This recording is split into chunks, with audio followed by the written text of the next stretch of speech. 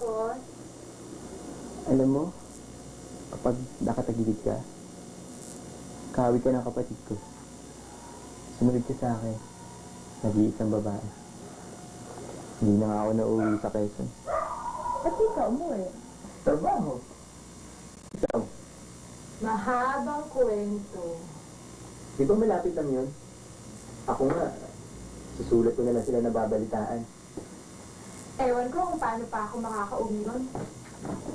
Hindi ako pinatawad ng itay. Ano pa raw nangyari sa akin? Siguro nga, hindi ako umalis sa daram. Magbubulok ako ron.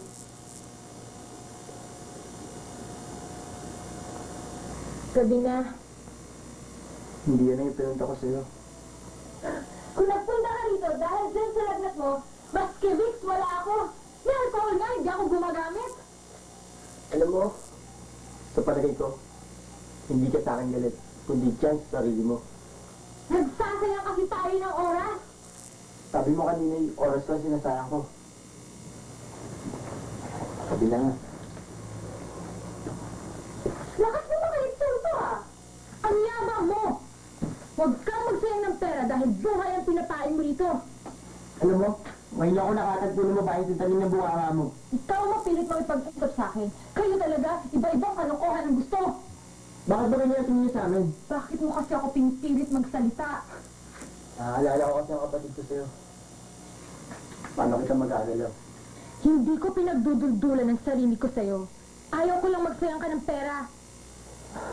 Bayad yan sa oras na iginugol mo. Salamat. Alam mo, hindi ka dapat nagsundalo. Walang lugar sa giyera ang sentimiento. Lusob ng lusob. Kung suklang ka sa mga sundalo, at kalit-kalit ka dito. Kung talagang malambot ang puso mo, paano mo na ating pumatay? Di ba maaari may kapatid yung naaalala ang binabaril ng rebelde?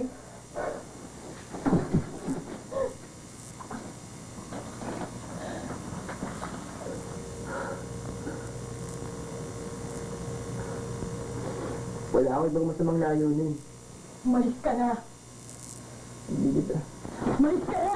Umalis ka na! Umalis ka na! Wala na kayo talaga! Pati yung matanda! Pati yung matanda! Hindi ko talaga. Tinatanong mo ako kung bakit hindi na ako makakabalik sa isla. Kumakalawa, sinunang ng bayan. Patay na si Itay. Hindi makilala ang mukha ng matanda dahil sa tama ng bala. Ayos kayo. Ayos! Dito ba kayo nagsasawa? Anong taon ng ganito?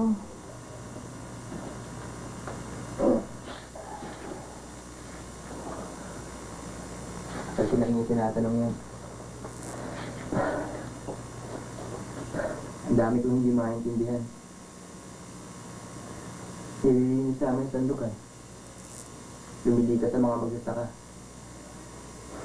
Pero hindi nababawasan ng mga kaaway. Lalo pa silang dumarami. Minsan nga, dinarasal ko na sana kasakit na lang ako. Tamaan sa isang encounter. Yung hindi naman ako mababad ah. Minsan, parang gusto kong mag-away. Pero sayang. Kailangan ko ang pensyon. Akala mo ba hindi rin ako pinanghinaan ng loob? Noong isang linggo, 8 ang mga kasamaan ko napatay.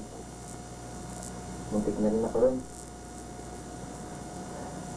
Nakita nila yung tatlo sa kasapa. Tuguan.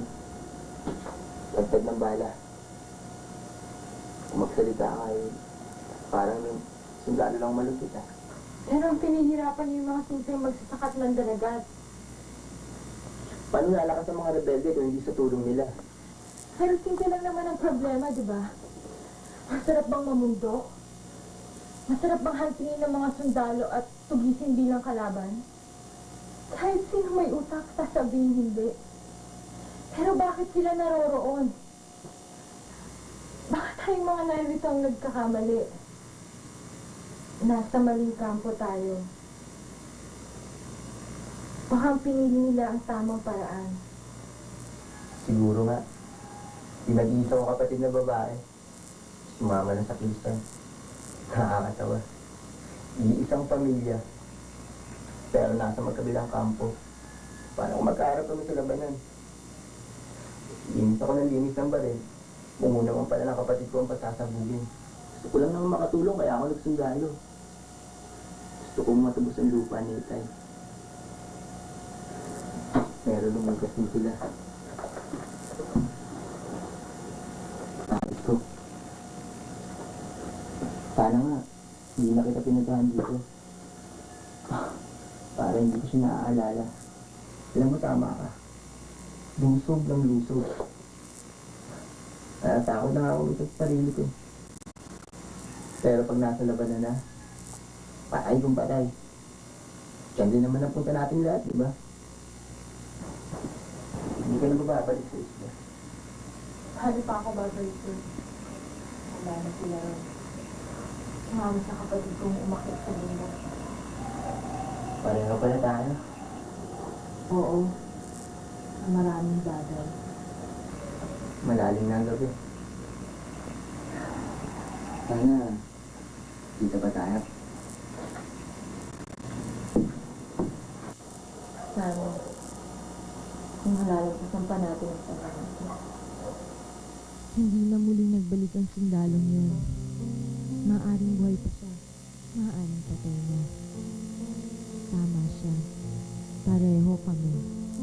Parehong nasa maling kampo.